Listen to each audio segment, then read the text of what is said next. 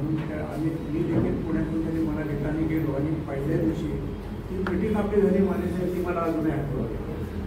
मला खूप जुन्या गोष्टी चांगल्या आठवतात. त्याच्यावर माझं पुस्तक देखील आलेलं आहे की गरीब बांधवांचा झंझावात. तर त्या झंझावातामधले आमचे हे पहिले साथीदार मानेचे विचार आम्हाला सर्वांना माहीत. त्यांनी मला कल्पना केली जेव्हा त्यांचं पुस्तक आल्यानंतर संपूर्ण महाराष्ट्राला खडबडून जाग यावी की असं एक जग असतं आणि मला असतं त्याची. आणि त्या काळामध्ये ज्या चर्चा त्या पुस्तकावर सर्वत्र महाराष्ट्रभर झाल्या, पुस्तकावर झाल्या आणि प्रत्यक्ष तो विषय सामाजिक जीवनाबद्दल हा मोठा प्रकाश टाकणारं ते पुस्तक महाराष्ट्रामध्ये चर्चेत येत होतं आणि त्यातून खऱ्या अर्थाने महाराष्ट्राची एक मनोभूमिका, अनेकांची मनोभूमिका तयार झाली.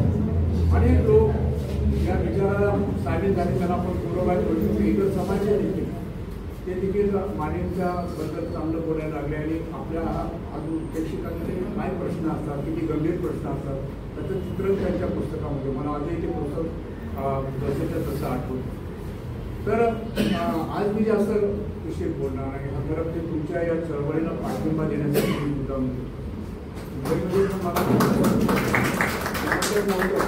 पण आंबेडकरी चळवळीचा कार्यकर्ता म्हणजे जबाबदारी असते आणि केवळ माझी आमदार होतो म्हणूनही नाही तर माने साहेबांचे आमचे जे वैचारिक जे संबंध आहेत त्यातून हे माझं कर्तव्य ठरतं की आपले चळवळ अधिक जास्त कसे मजबूत होईल आणि तिला यश कसं प्राप्त होईल याच्यासाठी प्रत्यक्ष विचार करणारे लोकांपैकी आमदार. खरं म्हणजे हा जो प्रश्न आहे हा प्रश्नाबद्दल तुम्हाला यश प्राप्त हो अशी मी अपेक्षा करेन.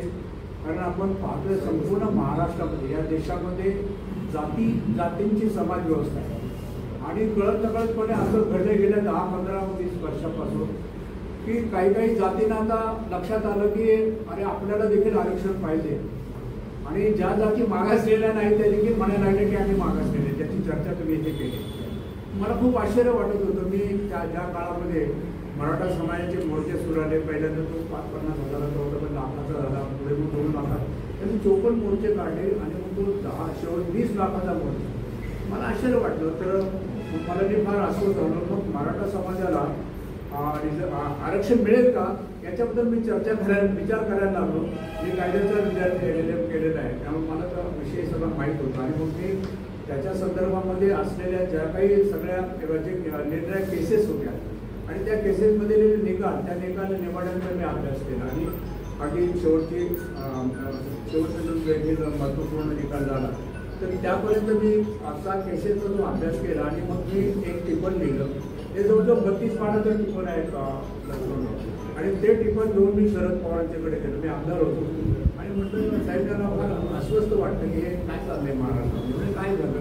म्हणून माझं एक टिपण आरक्षणाच्या प्रश्नाच्या निमित्ताने जे चाललेलं आहे की मला म्हणजे मराठा समाजाला शिक्षणाची एक नवीन प्रेरणा मिळाली, त्यांना शिकायचं आहे हे फारच चांगली गोष्ट आहे. म्हणजे स्वागत आलं की त्यांना शिक्षण मिळालं पाहिजे त्यांच्या मुलांना, फारच चांगली गोष्ट. परंतु आरक्षणामधून मिळालं पाहिजे आणि त्याच्यासाठी जे मोर्चे काढतात तर मग 1 लाखाचा मोर्चा काढला, त्या 10 लाखाचा काढला, म्हणजे जास्त संख्येचा मोर्चा झाला म्हणजे त्यांची मागणी मान्य होणार आहे का अशा पुढे माझ्याकडे प्रश्न. तर म्हटलं कधी आमच्या भटक्यांचा म्हणजे 1000चा मोर्चा असेल, 500 लोकांचा असेल पण त्याची मागणी मान्य होऊ शकते. माझा लेख आहे म्हणजे त्याच्यावर तुम्हाला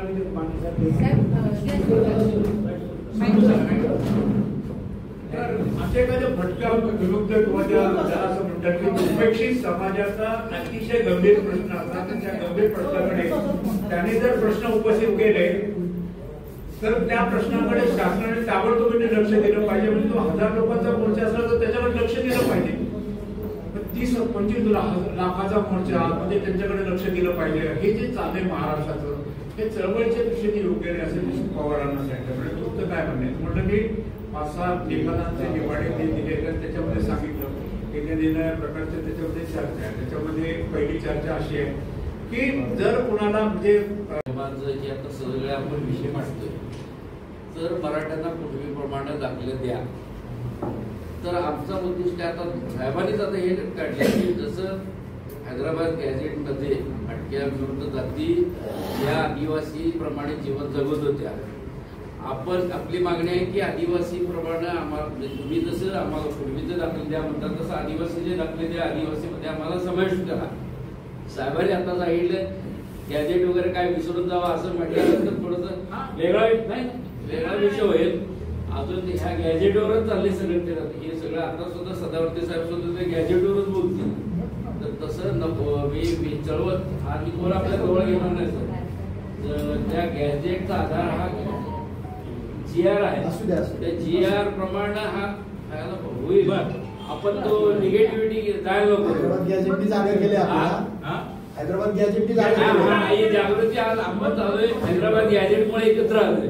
पण त्या विषयाकडे भरपूर जाऊ नये असं माझी परत एकदा सांगतो. जे गॅजेट आलंय ना ते एका विशिष्ट हेतूने बाहेर काढलेले.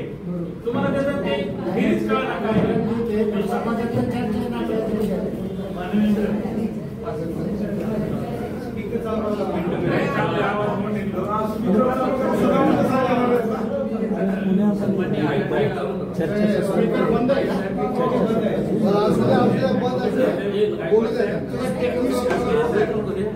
आणि उपस्थित साहेब आल्यावर आणि धन्यवाद. या ठिकाणी आपण कायदेशीर मुद्द्यांवरती चर्चा करण्यासाठी कायद्याच्या मुद्द्यांवरती स्पीकर चालू करा म्हणजे थोडं जरा प्रभावी होतं. प्रत्येकाने आपापले मुख्य व्यथा मांडलेल्या आहेत. भटक्या मुक्तांच्या व्यथा निश्चितच फार मोठ्या आहेत. ह्या नुसत्या शब्दाने व्यक्त करायचा नाही. साहेबांनी तो प्रयत्न केलेला शब्दांना व्यक्त करायचा आणि तो पूर्ण महाराष्ट्राभर किंवा राज्यभर किंवा विदेशात सुद्धा तो प्रसिद्ध झालेला आहे आणि त्यांना जागतिक कीर्तीचा पुरस्कार सुद्धा त्याबद्दल मिळालेला आहे. तर मला वाटतं ह्या सगळ्या गोष्टींमध्ये दुःख सगळ्यांची आपली इथं वेशीवर टांगलेली आहे. तर मला या ठिकाणी एवढंच म्हणायचं आहे की आपण सगळे खूप दिवसांनी एकत्र आलो. भटक्या संघटनेने सगळे कार्यकर्ते महाराष्ट्रात आले. सगळ्यांच्या मनात फार मोठ्या भावना उसळून आल्या. काही लोकांनी ओव्हर होऊन व्यक्त केलेल्या आहेत. पण मला वाटतं या सगळ्या गोष्टी एकमेकांच्या प्रेम असल्याशिवाय होणार नाही. ते आपल्या तुमच्याबद्दल हे सगळ्यांचे प्रेम आहेत. आमच्या सगळ्यांचं तुमच्याबद्दल प्रेम आहे. पण या नेतृत्वावरती आमचं खरंच प्रेम आहे. तर या सगळ्या गोष्टींमध्ये सांगत असताना हा जो दुःख आपण इथं मांडतोय त्या ठिकाणी मी एकच वाक्य सुंदर असं मला वाटतं. भोवत आली दाटला अंधार दुःखाचा दरी सूर्य सत्याचा उद्या वेल आहे खात्री. तर साहेब तुमच्याकडे बघून आम्हाला एक खात्री वाटते.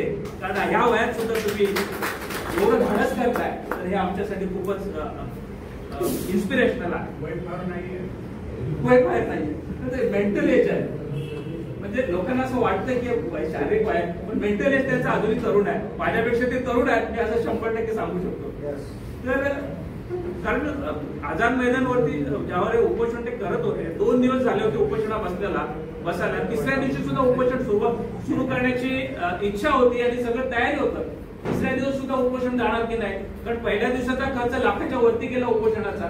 दुसऱ्या दिवशी सुद्धा 60-70 हजार रुपये खर्च आणि या परमिशन्स वगैरे सगळ्या. तर गायकवाड साहेब या सगळ्या परमिशनच्या किती क्लिष्ट प्रोसिजर असतात आपल्याला माहिती आहे. त्या सगळ्यातनं सुद्धा माने साहेब त्या ठिकाणी ठाण मांडून बसले होते. पूर्ण महाराष्ट्रामध्ये हा एक पॉझिटिव्ह मेसेज गेला या समाजाकडून. या 42 जमाती ज्या आहेत मूळच्या 42 जमाती या खरंच या गोष्टीवरती याच्यावरती अन्याय होतो. तात्कालिक कारण जे काय असेल मराठ्यांचं ओबीसीचं आरक्षण असेल पण मूळ मुद्दा जो आहे तो या ज्या अन्याय झालेला आहे जो कॉन्स्टिट्यूशनल मध्ये भारतीय संविधानामध्ये सोशल जस्टिस नावाची जी गोष्ट आहे ती कुठेतरी हरवली गेली आहे आणि त्याच्यासाठी आपला हा सगळा आटापिटा आहे असं मला या ठिकाणी ठामपणे मांडू शकतो. या ठिकाणी जर इतिहास आपण पाहिला आम्ही भरपूर मला वाटतं आपण कायदेशीर सुद्धा साहेब लढा लढलेला आहे. मला कारण आर्टिकल 342 सबक्लॉज 1 त्याप्रमाणे सुद्धा तुम्ही काम केलेलं आहे. कारण याचं तुम्हाला कार्यकर्त्यांना ते माहिती नसेल पण साहेबांनी ते काम केलेलं आहे. प्रेसिडेन्शियल ऑर्डर मध्ये प्रेसिडेंटला पॉवर्स आहेत की काही लोकांना ज्या जमाती खरंच त्या निकष पार करतात तर त्या प्रेसिडेन्शियल ऑर्डर करून त्यांना इन्क्लूड करता येतं कॉन्स्टिट्यूशन मध्ये. आर्टिकल 342 सबक्लॉज 2 शेड्यूल ट्राईबचं जसं 340, 341 आणि 342. 340 ओबीसी साठी, 341 एससी साठी, 342 एसटी साठी शेड्यूल ट्राईब साठी. तर ह्या कॉन्स्टिट्यूशनल प्रोव्हिजन तिथे आहेत त्या गोष्टीचा प्रयत्न सुद्धा माने साहेबांनी एकदम ठामपणे केलेला आहे. मला वाटतं सगळ्या आमदारांच्या सह्या घेतल्या होत्या आपण. त्या सगळ्या आमदारांच्या सह्या घेऊन आपण मुख्यमंत्र्यांना दाखल केलं होतं आणि मुख्यमंत्र्यांना आपण म्हटलं होतं की याची शिफारस आपण तुम्ही राष्ट्रपतींना करा आणि राष्ट्रपतींना सुद्धा आपण त्यावेळेस प्रतिभाताई पाटलांना भेटलो होतो. पण असं असताना सुद्धा या गोष्टी लॅक ऑफ पॉलिटिकल विलनेस आणि ज्या गोष्टी जसं की आपण भटक्या संघर्ष शक्ती ज्याला म्हणतो ती कुठेतरी अपुरी पडते आणि कायदा हे त्याला कारणीभूत आहे. आमचे शामगिरी साहेब तर एकदम प्रॅक्टिकल वगैरे आहे, त्यांनी एकदम न सोडवून एकदम भाषण केलेलं आहे आणि ते खरं आहे, वास्तव आहे आणि हे सुद्धा आपल्याला नाकारता येणार नाही, कारण त्यांचा जो अनुभव आहे त्या अनुभवांती या सगळ्या गोष्टी आलेल्या आहेत, त्याने वास्तव आहे. पण या वास्तवातून आपल्याला मार्ग काढायचा आहे आणि मार्ग काढण्याला आपल्याला थोड्या ऍडव्होकेट सदावर्ते सुद्धा त्यांचे आपल्याला मार्गदर्शन भेटणार आहे. तर थोडक्यात आपण मागे गेलो शोध यात्रेपासून तर आजच्या कालच्या आझाद मैदानच्या उपोषणापासून, तर याला बॅक हिस्ट्री जर बघितली आपण, मोगल साम्राज्य या देशात मोगलांचं साम्राज्य होतं, त्यानंतर ब्रिटिशांचं साम्राज्य आलं, त्यानंतर संविधान आलं आणि संविधानानंतर आज आपण 2025 मध्ये आहोत.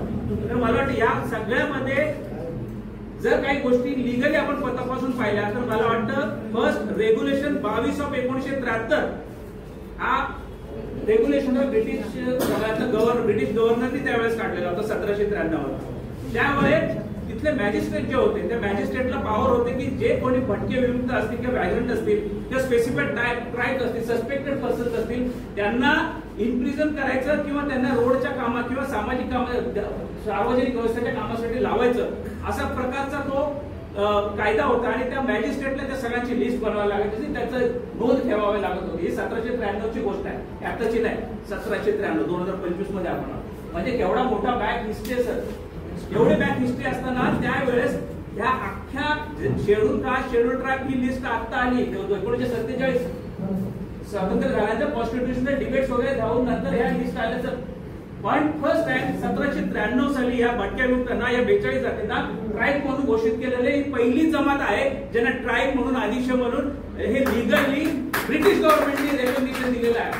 दिस is the very much clear cut proof की आपण आदिवासीचे निकष पूर्ण करतो. हे प्रूफ 1793च्या गव्हर्नमेंट रेग्युलेशन 22/1973 आहे. त्यानंतर जर आपण पुढे आलो तर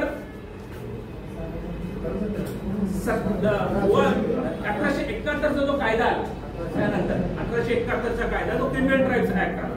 तर क्रिमिनल ट्राईब ऍक्ट हा सुद्धा ब्रिटिशांनी काढलेला हा कायदा आहे. त्या ब्रिटिशांच्या काळात ह्या ट्राईब्स यांना कंट्रोल कसं करायचं की बेसिकली आपल्या इतिहास जर पाहिलं तर शूरवीर आणि उमाजी नायकां सरकारचा इथे आम्ही पर्वत हा येऊ लागते 5 बोकडे आपले. आम्ही म्हणजे 5 बोकडे तर येतो बाबा, चांगलं लागतं खायला त्याचं 5 बोकडाचे एकत्र केलेलं येतो. मी नेहमी जात असतो आणि मग मजा बघत असतो. मी म्हणलं ब्राह्मणाचा मान काय रे याच्यात, ते म्हणजे पूजा केली ना ते म्हणून चला तो जेव्हा निघतो घरी जाऊन ब्राह्मण झोपतो. सकाळी पहाटेच्या वेळेस उत्तर पूजेला ब्राह्मण येतो, हाय तो मला गोळा करतो आणि जातो. हे रात्रभर टाईट झाले, 2 दिवस उठत नाहीत आमचे काही. त्याच्यामुळे तुम्हाला यांच्याकडनं काय मिळणार आहे तुमच्या चळवळीत, आपण बहुजनांना आपण जे ओबीसीचं जे करणार आहे त्यामुळे आपल्यालाच करावं लागतं. पहिली गोष्ट आपल्याला पहिली मोठ मानावं लागेल, आपण एकत्र यावं लागेल. हे दावे आपल्या ज्या चर्चा आहेत ह्या हे सगळं. आणि तुम्ही गॅजेट जे म्हणताय ना, हे गॅजेट मी 20 वर्षापूर्वी वाचले. मी काकांच्या एका केसमध्ये ते दाखवत होतं एकदा गॅजेट.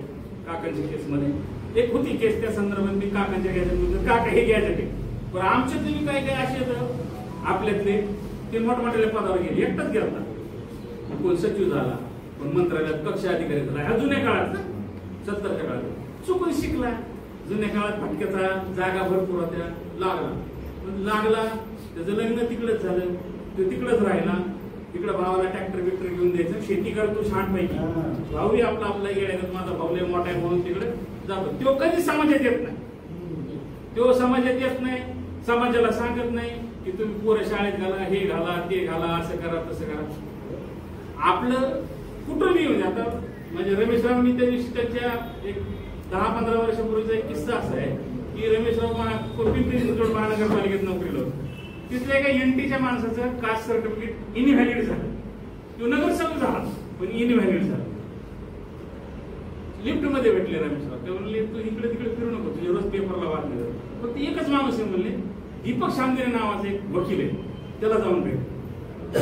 तो सगळीकडे फिरून आला. म्हणजे आव्हाड सरांकडे पण गेला. आव्हाड सरांनी हायकोर्टात पण दाखल केलं, सुप्रीम कोर्टात दाखल केलं, तिथून परत रिटर्न आलं. माझ्याकडे आल्यानंतर म्हणलं अशी एक लिफ्ट मध्ये व्यक्ती भेटली होती, मला नाव आठवण. तर मग मी त्याला सांगितलं असे रमेशराव काका म्हणलं हा हा हा ते अशा कुठल्या तरी सभागृहाला ते मुख्य ते काय हा म्हणलं तेच म्हणलं ठीक आहे, मला फक्त इथून घेऊन जायचं बुलढाण्याला अकोल्याला आणि घेऊन यायचं, 2 टाइम व्यवस्थित जीव घालायचं, इसीत राहीन मी आणि 2 टाइम मटण खाऊ घालायचं, माझी फी काका माझी फी. 3 वर्ष केस लढलो, तो आज नगरसेवक आहे ना मग रमेशराव आहे आणि त्याच्या विरोधाचा वकील माझाच मित्र आहे जयदेव गायकवाड सरांचे. आम्ही बरोबर आपल्या ग्रुपमध्येच बसतो, तर आम्ही बरोबर आहे त्याला आणि त्याच्या पक्षकाराला म्हणायचो की माझं खोट आहे, माझं खोट आहे, बाहेर कोर्टाच्या बाहेर माझं खोट आहे, तू सत्य खोट आहे करून दाखव. ते म्हणा तुम्ही सगळा गोळ केलाय राहून मला कसं काय जमलं. मी त्या पक्षकाराला पण म्हणायचो तू पैसे घे बाजूला हो, कुठं नोकऱ्याच्या नादी लागतो, तू पैसे द्यायला घे, हे सक्सेस करून दाखवलं, मी सक्सेस करून दाखवलं. मी एखादी गोष्ट जर ह्याच्यावर मी खूप अभ्यास केला, म्हणजे मी पण बाहेरला सारखं मी पण काय करत होतो, मी असं येण्यासारखं करायचो काही वेळेस, फक्त वाचनाने पुस्तकाने हे जागेवर आलं. काही काळ मलाही कधी कधी माझ्या काकांची झगड पकड होत असते, म्हणजे तुम्ही येडा आहे, मग मी काकाला मांडत असतो असं आहे तसं आहे. नंतर कळालं की नाही काकाने जे केलं ते बरोबर केलंय, नुसतं काहीकडेच घेऊन हिंडले असतं तर भिकार लागलं असतं. 42 जाती घेतल्या म्हणून काकाचं नाव झालं. काकाने काहीकडे कोण ओळखत होतं, ज्यावेळेस उपरा कादंबरी आली तेवढेच लोकांना कळालं, तेवढेच लोक वाचायला लागले की नाही कोणतरी काहीकडे असेल. तोपर्यंत हे डुकरात टुरकुल्यातच गुरफटलेलं होतं. आता बाकीचे जे तुम्ही आयोग वगैरे जे मानताय, आयोग हे फक्त आपल्याला येळत काढण्यासाठी नाही.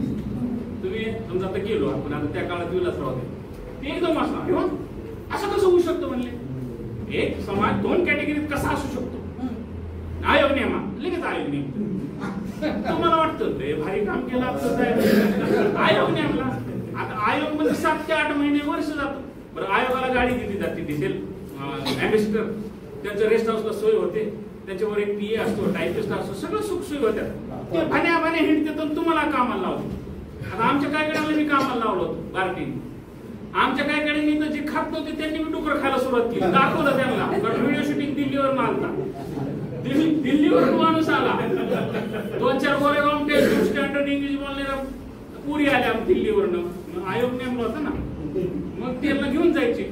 बरं प्लॅनिंग, आणि तुम्ही ऑलरेडी ट्राईब्स आहेत रे, मी त्यांना म्हणायचो तुम्ही ऑलरेडी ट्राईब्स आहेत, तुम्हाला अस्पृश्य तुमच्या म्हणजे तुम्ही गावाच्या बाहेरच आहेत, तुम्ही म्हणजे गाव कुसा बाहेर, तुम्ही गाव कुसाच्या बाहेर त्याच्या बाहेर आहेत तुम्ही. पण ते आयोग आलता, आमच्यातले काही उच्च शिक्षित लोक होते त्या काळात 70 साली इकडे डुकराधरी हिंडायचे, ते मुंबईला गेले, मुंबई सुधारले, ते एसटीला एसटी स्टेशनला ठेशन म्हणायला लागले, असे बरेच सुधारले. तर त्यांनाही पटत नव्हतं, म्हणजे तुम्ही कशाला दाखवता हे. तर ते जो काय आयोग तयार झाला तो बार्टीने तयार केला, परिपूर्ण तयार झाला म्हणले, आणि पाठवा 10 वर्ष झाले नुसते पाठवी देतात, रिटर्न काय आला नाही, रिजेक्ट होऊन आला. बरोबर, रिजेक्ट होऊन आल्यावर मग आता कुठल्या स्तरावर येतो, IRG आहे, ORG आहे. IRG नी पाठवलं की अँथ्रोपॉलॉजी, ठीक आहे, अँथ्रोपॉलॉजी काय जे आहे अँथ्रोपॉलॉजिस्ट ते तुमच्या डिटेल मध्ये पाठवा, तुमची उत्पत्ती कुठून आहे ते पाठवा. आता उत्पत्ती 10 वर्ष घालणार. त्याच्यामुळं काकांनी जी, आता मी मागायला म्हटलं ना की आम्ही बऱ्याच दिवसांनी म्हणजे 5-6 वर्ष तरी बाबूराव आम्ही एकत्र आलेलो नाही तर कुठं भटकत येतात, एक पॅकेट डिझेल टाकायचे 1000 रुपयाचे, चला 7 लाख, चलो 7 लाख लगेच निघायचं, चला बारामती सोलापूर निघायचं. आज खरी गरज आहे की आपण सगळ्यांनी एकत्र आलं पाहिजे, एकत्र सगळ्या गोष्टी घेतल्या पाहिजेत. हैदराबाद गॅजेट जे आहे ते माझ्याकडे पण आहे, त्यात काय नाही तुम्हाला ट्राईब्सच म्हटलेलं आहे. उलट त्याचं एक्सप्लेनेशन असं आहे की समजा एका विशिष्ट जातीला समजा नागपंथी, डवरी, गोसावी एवढंच जर उल्लेख असेल तर मग त्यांनी जसं सांगितलं की 5-6 पोट जातील त्यांचा उल्लेख आहे. समजा काही कडेचा उल्लेख असेल तर त्यात मग उल्लेख आहे की एरकुला, कोरवा, काही म्हणजे बऱ्याचदा असं सांगितलं जातं की तुम्ही जे म्हणता की तुम्ही आंध्रात एरकुला म्हणून आहात, मग एरकुला नाही ना, काही तिथं काहीकडे कुठे आहे, तर ते तुम्ही सांगू शकता की एरकुला, काहीकडे आणि कोरवा ही एकच जात, इक्वल आहे हे सांगू शकता. हे प्रत्येक जातीचं त्यात आहे. जुनं जे रेकॉर्ड मी सांगितलं तुम्हाला कॅम्पेबल म्हणून जे आहे त्यांचं, ते तर खूप भारी. ते आता माझ्या मते ते शिवाजी सावंतांना कुठून तरी ते सापडलं आणि मराठ्याचं जेवढं सुरू झालं त्यावेळेस त्यांनी एकदा काढलं होतं, त्याच्या व्यतिरिक्त ते कोणाच माहिती. ते कुठे मिळतं ते बी माहिती. ती मुंबईची एक लायब्ररी आहे नाही का, ते विटीकडे जाताना किंवा हायकोर्टाकडे जाताना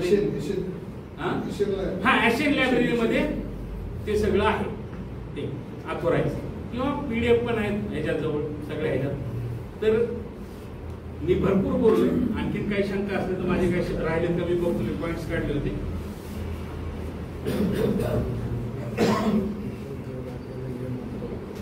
हा ते हा आता दुसरी एक गोष्ट माझं असं म्हणणं आहे की आपल्या ज्या 42 जाती आहेत ना, या 42 जातीत काही लोकांनी घुसखोरी केलेली आहे, बऱ्याच जणांना माहित नसेल.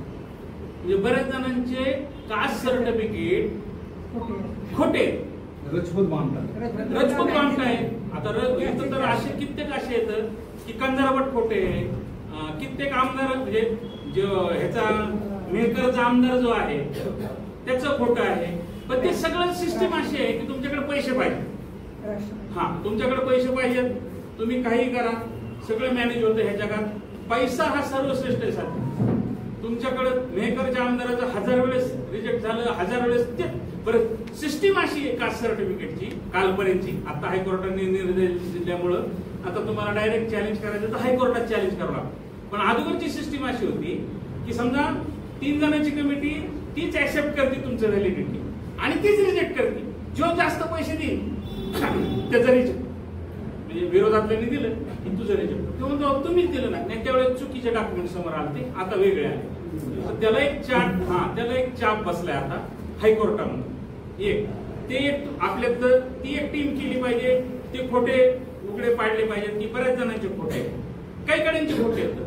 आमच्या समाजातलं काही तो काही कडेच नाहीये, तो फक्त काही कड्यांबरोबर राहिला काही दिवस वेगळ्या जातीचा आणि त्याचं काही कड्याचं आहे.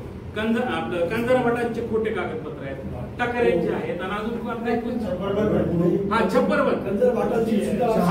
जोशी आहेत, अशांचे खोटे आहेत आणि ते चांगल्या पदावर आहेत.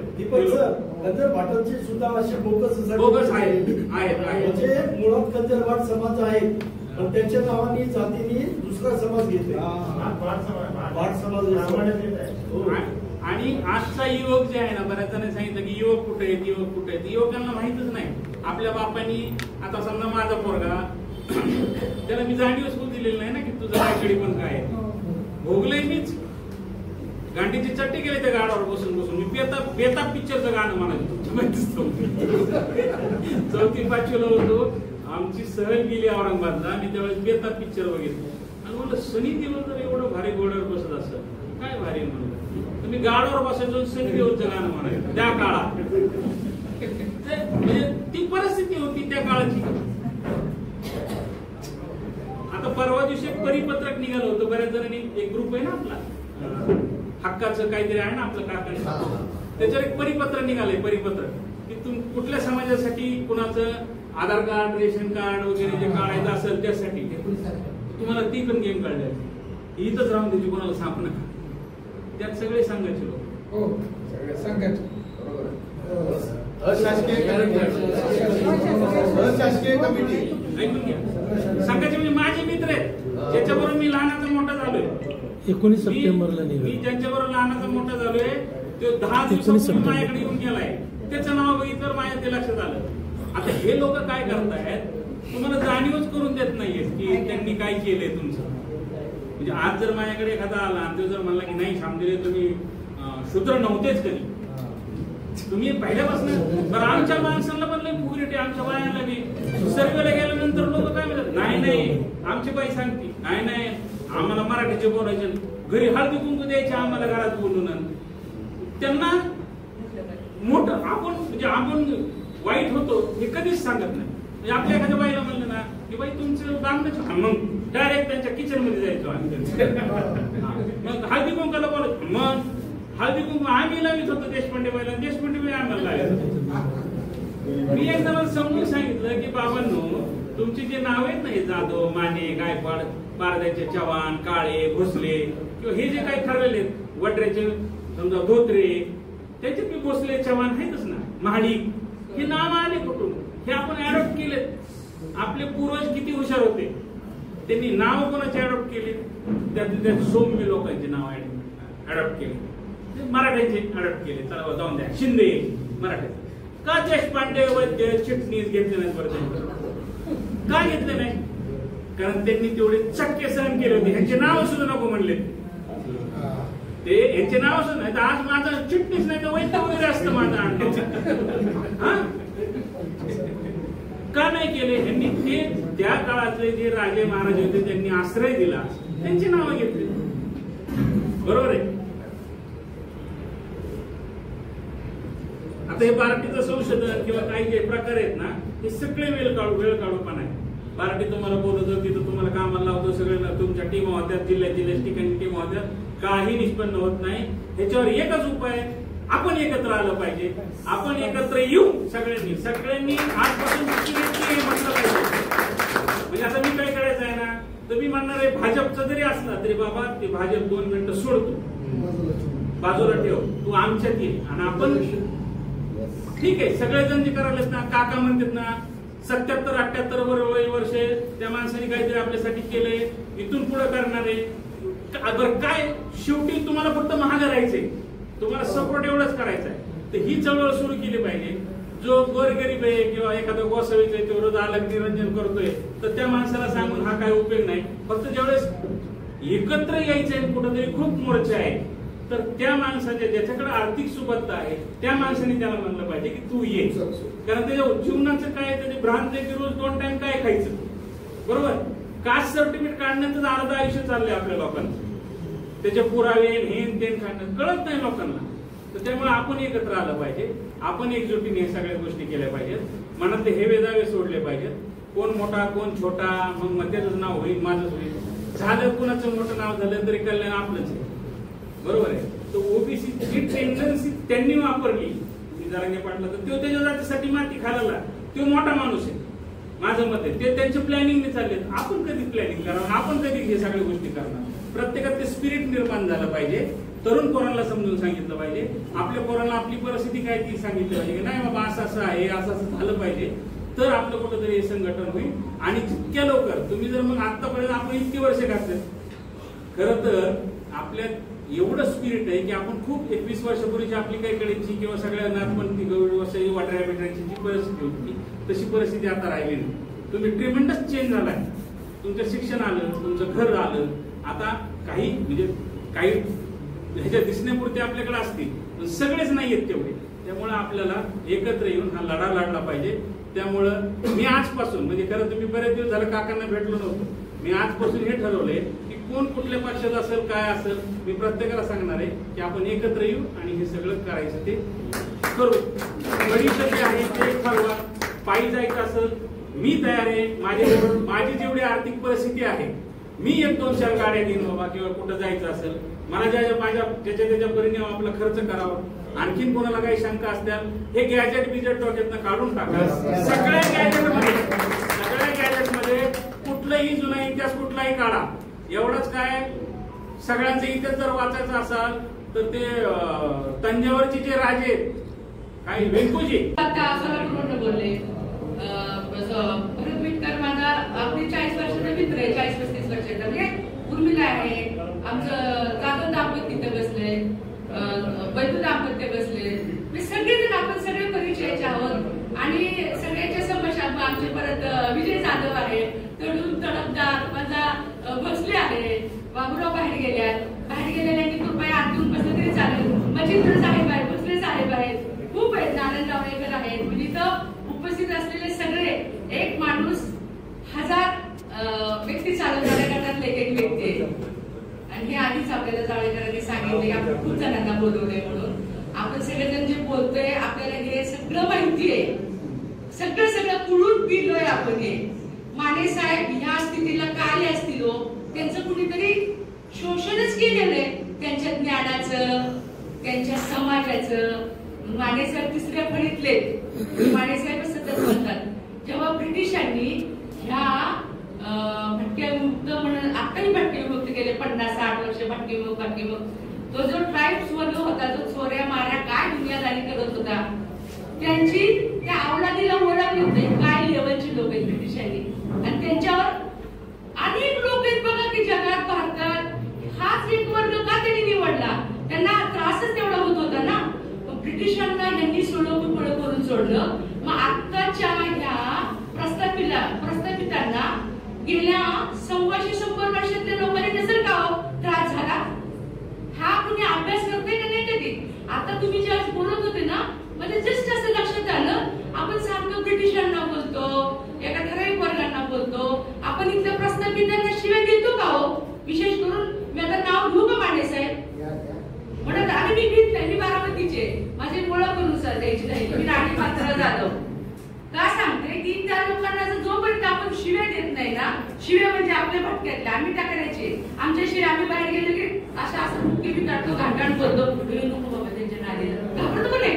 मग ह्या प्रस्थापितांना जरा थोडं ते जाऊ दे, त्याला ते पाळायला येत होतं एक व्यक्ती सगळ्यांनी त्यांच्या, मग आपल्यातल्या पण लोकांनी 2 लोक पाळू माने साहेब आपण असे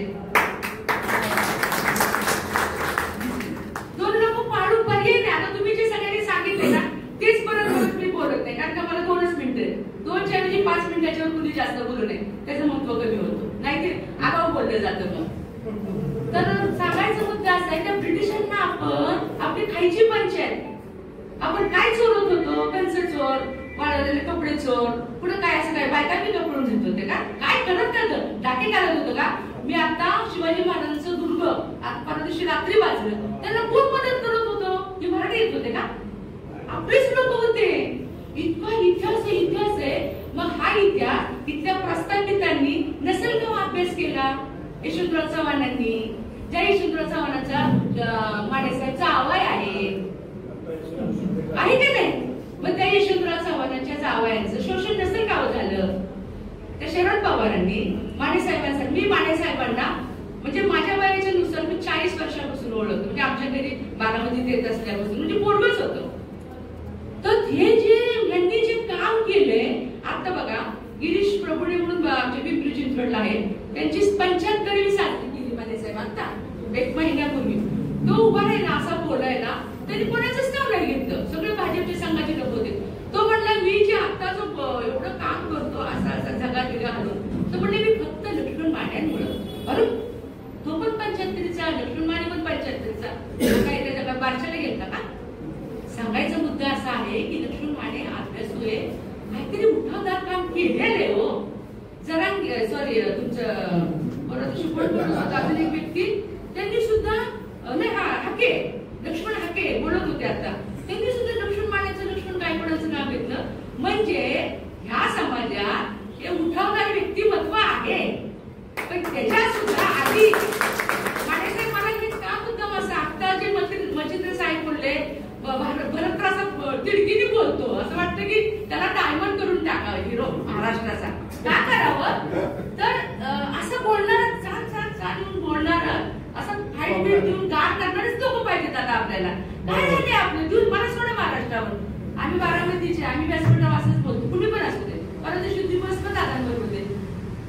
हे मुद्दा परत म्हणून मी परत मुद्द्याला येते. माने साहेब, तुमचं व्यक्तिमत्व, तुमचे अनेक जण नावं घेतात, तुमचं काम आहे, पण जेव्हा तुम्ही अभ्यासातून तयार झालात, तर त्या तयारीचं, तुमच्या ज्ञानाचं लोकांनी चोरी केली. मानेसाहेब प्रचंड चोरी केली. ते कुणी चोरी केली आहे?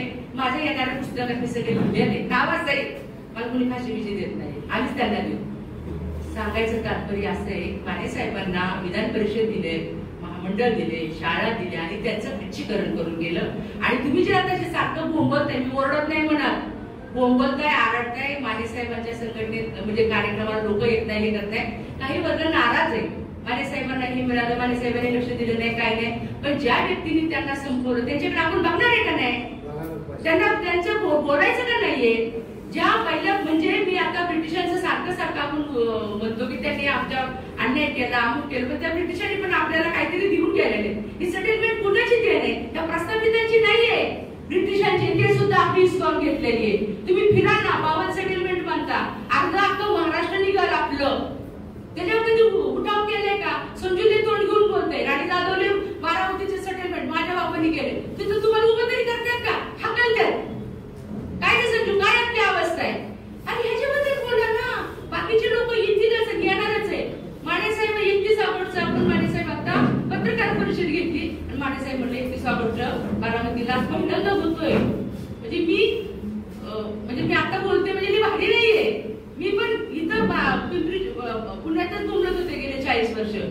बारामतीत शिकले, LR झाले, कॉलेजला इथं बारामती गेले, इथे गेले आले, MSW सगळं करत राहिले, पण एखाद्या वर्गावरच फिरत होते. पण 10-15 वर्षात म्हणजे अरे तुझा बाप काय करत होता, तू काय करती, कुठं बाबा फिरती, बाबा काय काय किती खरंच ते नुसतं आपण बाहेर बोलतोय, मुळात शिरतच नाही. माने साहेबांना म्हणलं, माने साहेब कधीच्या काळी 31 ऑगस्ट 1230 झेंडा बंधन होतोय, आम्ही या नाव मारुतीराव जाधवांच्या नावात तुम्हाला पुरस्कार देते. ए बाई मला चालता तरी येते का? आता 1च महिना झाला, आत्ताची घटना. या तिथं बाबूराव बसले सगळेजण तिथं, या नाव माने साहेब मला ले तुमचं म्हणून बारामतीवाल्यांना असं ना तर असं तुम्ही बोला ना, लय भारी बोलताय. नाही ग बाळा मला चालतंय नाही. आत्ताची घटना ही 31 ऑगस्टच्या 4 दिवस अगोदर आम्ही पत्रकार परिषद घेतली, त्या दिवसाची 31 ऑगस्टला मानेसाहेब सॉरी आता उपोषणाला बसले आम्ही सगळेजण मुंबईला. त्यानंतर मानेसाहेबांच्या ताकद आली, ही कुठलं काय कारण असेल? तुम्ही सगळे 77 म्हणताय. मी माने साहेबांना शरद पवारचं त्या दिवशी उदाहरण दिलं, नको बाई त्या शरद पवारचं सारखं उदाहरण देऊ, त्याची गोष्ट वेगळी, माझे काय वेगळी नाही. माणसाला जेव्हा हुरूप येतो ना, काम मिळतं ना, की आपलं बिंदू काय आहे, तेव्हा त्यांना आपोआप ताकद येते. आणि माने साहेब ते तुमच्यात आहे. आम्ही काय आम्हाला कामधंदे नाहीत का हो? आम्ही सुद्धा बोलू शकतो. आम्ही तर बागामतीचे, आम्ही उभा राहिलो ना, सगळ्यांना गाड करतो. पण तुम्ही जे तयार झालाय ना माने साहेब, एक ठराविक वर्गाला प्रस्थापितांना बोला माने साहेब, आपलं काय नुकसान झाले, काय ते केलंय, हे काय हे असं घडलं संघटन झालं मिळणार अशातला भाग नाहीये. ठराविक वर्गाने आपण ज्या वेळेस आपल्या ह्या पूर्वजांनी ज्यांचं वय आता 105, 106, 110 आहे, त्या व्यक्तीने काही केलं नसेल का हो? आता आपण इष्टीत टाका म्हणतोय, लोकांना वाटतं इष्टी म्हणजे परिवहन महामंडळ, त्यांना जागा नाही इष्टीत बसा म्हणतात का? मी मुद्दाम जरा थोडं एक्स्ट्रा बोलते. पण त्या आपल्या गुमराव मास्तर असेल, माझे वडील मारुतीराव जाधव असतील, यांचे वय आता 110 आहे. त्या काळात त्यांना वाटलं नाही आपल्या अन्याय होतोय, त्यांनी हीच चळवळ उभी केली ना. मग मला आता जो मुद्दा आता सुचलाय 10 मिनिटापूर्वी, की त्यावेळेस ह्या लोकांचं आसाराम गुरुजी, कितीतरी नगर परत चव्हाण गुरुजी वगैरे जे 10 नेते जर आपले काढले, बाबासाहेब आंबेडकरांचा फोटो, हे 10 नेत्याचे टाका किंवा फोटो, काय तुम्हाला रोग मारायला लागलाय? बाबा ना आमच्या लोकांनी हे कामं केल्यात. सारखं लक्ष्मण गायकवाड, लक्ष्मण माने, लक्ष्मण गायकवाड केलंच आहे त्यांनी लिखाणाच्या माध्यमातून समाजात प्रचंड मोठी जागरूकता आणली, त्याच्याबद्दल वादच नाही. आणि हे सुवर्ण अक्षरात लिहावं लागणार आहे आपल्याला. पण त्याच्या आधीच्या लोकांनी आपल्या राहायला घरं होते ना, ह्या लोकांनी काय केलं? पहिलं आपल्या लोकांना जेवायला म्हणजे ज्वारी भाकरी घरं दिले, हे विसरता कामा नाही आपण. हे काहीच करत नाही, त्यांचं उद करा. आणि ज्या वेळेस त्यांना कळलं की हे लोक खरं डायमंड आहे, हुशार आहे, ब्रिलियंट आहे, ब्रिटिशांनी यांना ह्याच्या आधीच्या लोकांना का बंदिस्त केलं आणि त्यांचीच ही औलाद आहे. आणि त्यांना आता आपल्याला यांची खच्चीकरण, यांचे पायमुळं मोडले पाहिजेत आणि त्यांना काम करून दिलं नाही, त्यांचं अस्तित्व संपवून टाकले या प्रस्थापितांनी. त्यांना जोपर्यंत आपण बाहेर आलत नाही, सामुदायिक शेतीसारखा उपक्रम बारामतीमध्ये 55 साली 100 वर्षी होते आमच्याकडे म्हणजे त्या भटके मुक्ताची युनिट करून माने साहेबांनी मला आता एक 5 वर्षापूर्वी मी सेटलमेंटवर पुस्तक लिहिलं. त्यात वडिलांचा उच्चार आला, अमुक तमुक प्रस्तावना अनेक पोरांनी दिले, अरुण खरांनी. आणि माने साहेबांना म्हटले, मला तुझ्या वडिलांनी मला खूप मुलासारखं प्रेम केलं, त्यांच्या हायतीत मला काही करता आलं नाही, पण त्याच्या मुलीला जर मला काय देता आलं तर काय करता येईल करायला तुझ्यासाठी. म्हटलं काय नाही साहेब, तुम्हाला त्यांनी मला ज्या शरद पवारांच्या हस्ते सन्मानित केले माझ्या पुस्तकाला. आणि ज्यावेळेस हे बोलले आमचे पवार साहेब, त्यावेळेस मारुतीराव जाधवांबद्दल एवढं भारी बोलले की ह्या व्यक्तीने समाजाला प्रतिष्ठा द्यायचं काम केलं आणि त्यांची पण लोक सन्मानाने बसू शकतात हे मारुतीराव जाधवांनी करून दाखवलं. हे कसलं म्हणजे मी वडील पण बोलत नाही हो, मी अजून म्हणते की असे आपले जे ज्यांनी काम केलंय त्यांना आपण बाहेर आणून, हे आमचे नेते यांनी ह्या समाजाचे योगदान दिलेलं आहे. आमची एवढ्या जागा आहेत बारामतीमध्ये, आमची 250 एकर जमीन आहे आमच्या टकारी समाजाची आणि तिथं आम्हाला झेंडा वंदन करणं हा का द्यावा इकडा, अहो आम्हाला झेंडा असते तुमचं, आम्ही काय कोण बोलणार कोण येऊन देत नाही एकत्र. ह्या ज्या मी प्रस्थापित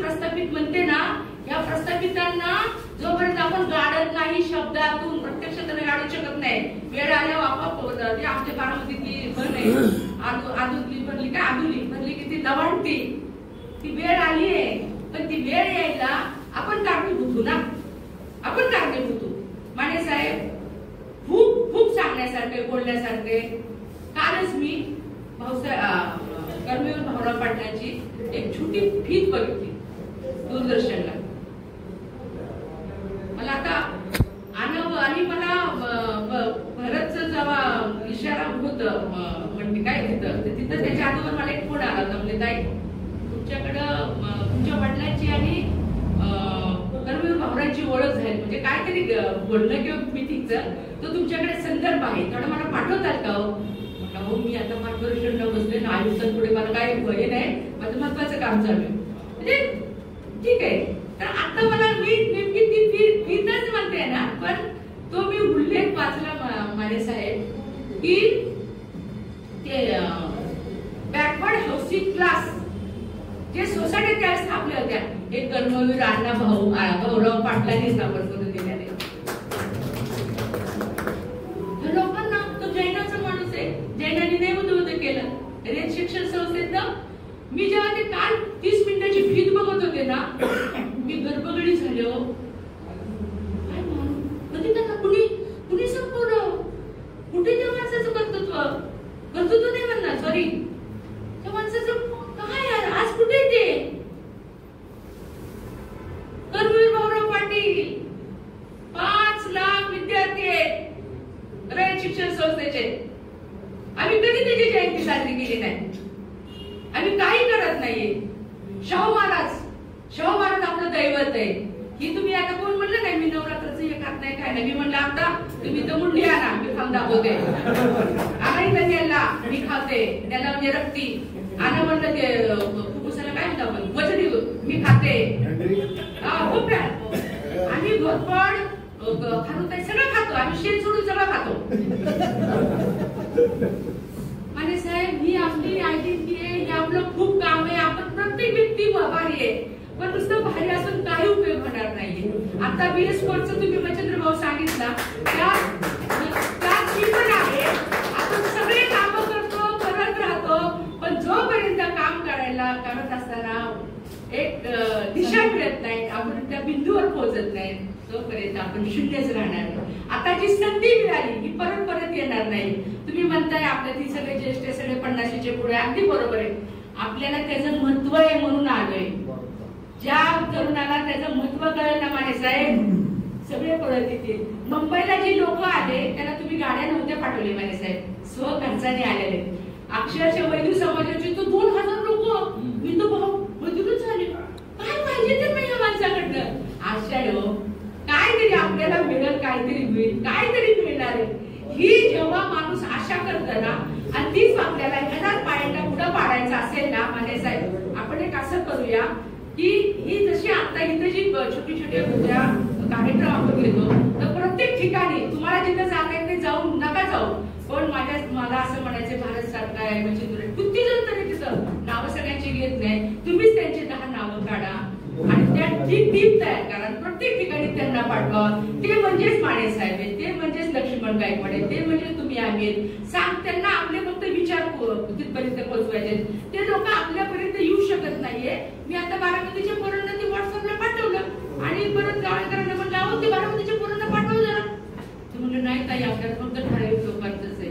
तर मला असं का म्हणायचंय, आता मुंडव्यासारख्या ठिकाणी आमची 500 लोक आहेत, येऊन दे ना 10 लोक. काय चाललंय एक ते काय होतं, आपला एक तर समाज खूप वेगळा आहे, प्रचंड वेगळा आहे.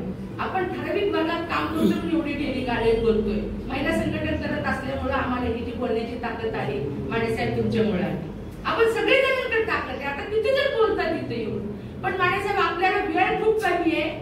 आपल्याला टार्गेट गाठायचं असेल ना तर आपल्याला काही दुसऱ्या, आता आपल्याकडे वकील येतात, दीपक बोलणारे खूप सगळे अभ्यास आहे. ती माने मुलगी आता माझी तिचा परिचय झाला, ती पोराला घेऊन आली, ती स्वतः वकील आहे, तिचा मुलगा वकील आहे, काय समाजाची ना. असे नुसतं ऐकून आणि आज आपल्या समाजाची तर काहीतरी आपल्याला ऐकायला मिळेल. अशी लोक तुमचं विचाराचं योगदान घ्यायला तयार आहेत, तरुण मुलं तयार आहेत. पण आपण त्याच्याकडे आता ठीक आहे काही गोष्टी असतील, सगळ्याच गोष्टी होत नाहीत, पण आता आपण थोडंसं देतोय मला तर त्याचं इतकं कौतुक वाटतंय. बंगला आहे हो त्याचा, शरद पवारचा खालोखाल त्याचा बंगला आहे. कमाल बाबा. तो आमचा गुरुदास त्याचे 60 फ्लॅट आहे. 60 कशाला म्हणता, तो राहतोय साधा. पाठवून रोज फिरतो आणि म्हणलं विनोद घे मस्त ड्रायव्हर ठेवू. नको बाबा सारखं खूप वेळ बोलण्यासारखं थोडासा विषय तर असावं म्हणून मी बोलले. आपल्याहून सगळे भारी आहेत, सगळे चांगलेच आहोत, पण जोपर्यंत ह्या लोकांना आपण प्रस्थापितांना म्हणते मी, यशवंतराव चव्हाणांनी वाटोळ केलं, शरद पवारांनी वाटोळ केलं, आताची पिढी वाटोळ करते. लक्ष्मण मानेला असं बगलात घेऊन शरद पवार फिरलेला आहे. जर बाई असती तर आतापर्यंत 2 पोरं झाली असती लक्ष्मण मानेला. ही फक्त मीच करू शकते. ते वाचला आणि हे सगळं हे बुद्धी घेतली चोरून. त्याला कोण देणार आहे का उत्तर? आणि साहेब खरंय का नाही? मी पण यशवंतराव चव्हाण प्रतिष्ठान मुंबईत तिथे गेले 15 वर्षे समन्वयक म्हणून काम करते. हे का बोललंच पाहिजे. माने साहेबांचं आठवण ना, माने साहेबांना तरी परवा दिवशी 8 दिवस मी रोज माझा फोन असतो, त्यांनी किंवा नाही कुठे आहे काय आहे, मला जरा काय झालं का बोलतं काय बोलायचं लगेच सुरूच. ही कुवत मला आली. आता काय झालंय, आपल्याकडे सगळं आहे, आपल्याला काय पाहिजे ते मिळालंय त्यामुळे तळ बोलतोय है ना. एकदा जर काहीतरी मिळालंय ना थोडंफार तरी ना, तर आपण इतके आनंदी होणार आहे आणि त्याच्या जवळ आहे आपण. बाबूराव नुसतं मान हलवून चालणार नाही, तुम्हाला सुद्धा बोलायचंय. तुम्ही माने साहेबांना त्यांच्या जीवनात तुमचं पण खूप मोठा हिस्सा आहे. नुसता पाठीमागून राहून नाही चालणार, आपण पुढे आलं पाहिजे, लोक आणले पाहिजेत, बोललं पाहिजे. माने साहेब खूप बोलण्यासारखे. तन्वीर भाऊरावांना अभिवादन करते आणि माने साहेबांना नमस्कार करते, प्रणाम करते. माने साहेब तुम्हाला खूप आयुष्य लाभो, तुम्ही खूप मोठं काम करा आणि तरुणांना प्रेरणा द्या. तुमच्याबद्दलचे एक शब्द बोलते आणि थांबते, खूप बोलणं होईल माझं. माने साहेबांना काय गुडकी त्यांच्यावरती केस झाली ना, त्याच्याबद्दल लोकांच्या मनात द्वेष ते निघून गेलेले आहे. पण काही गोष्टी ज्या आहेत, मी समाजात वावरते, तर त्या माने साहेबांबद्दल जे झाल्या त्या गोष्टी की त्या प्रस्थापितांनी केले ते धुवून काढायचं काम मी आज केलंय आणि तू पुढून पण करेल. त्यामुळे काय होईल, माने साहेबांकडे लोक यायचा अजून लोक वाढेल.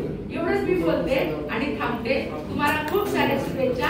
आपण इथून जाताना काहीतरी घेऊन जावं. धन्यवाद.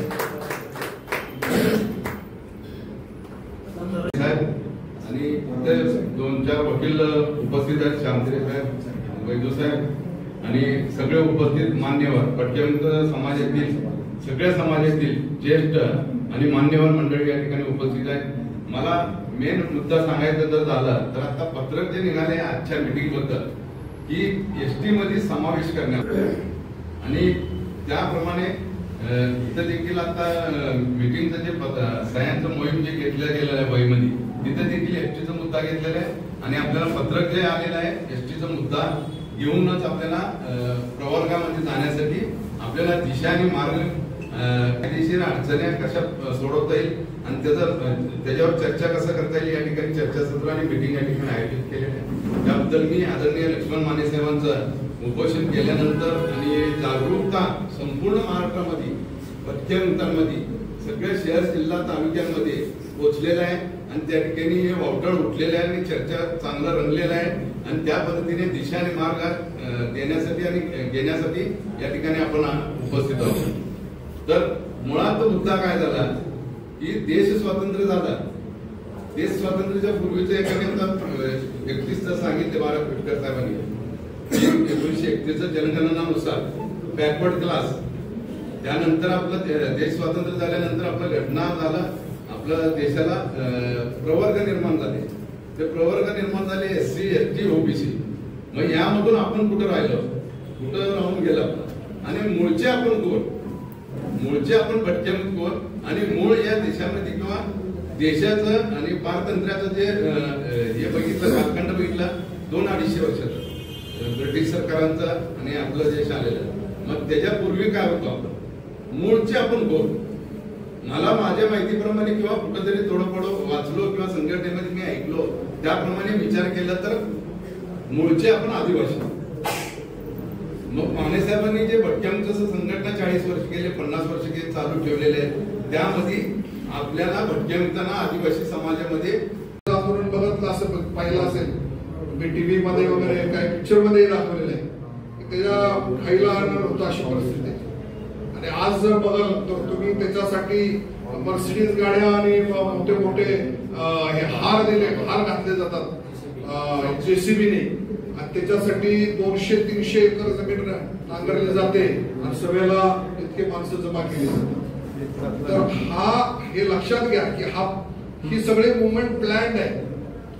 मनोज जरांगे हे मस्कट आहे समोर, पण त्याच्या पाठीमागं जे ताकद आहे ती हुशार मराठ्यांची, आणि ते प्लॅनिंग सगळं केलं जाते. तर आपण ही असाच प्लॅन करावा लागेल. मनोज जरांगेने आपल्याला हा धडा दिलेला आहे.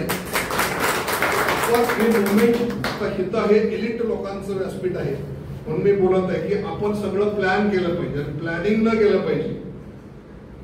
आपण अगोदर आपल्या 42 जाती ज्या मूळ भटक्या आणि विमुक्त जाती आहेत, या 42 जाती त्याचं एक फेडरेशन केलं पाहिजे. आज आपण पाहतो आहोत की किती म्हणजे जावडेकर साहेब बोलले की 150 लोकांना निमंत्रण दिलेलं आहे आणि 60-70 लोक सुद्धा नाहीत. म्हणजे किती उदासीनता आहे बघा. आणि या लढ्यामध्ये आपण तसे तर 50च्या वरचेच आहोत इथं जमलेलो.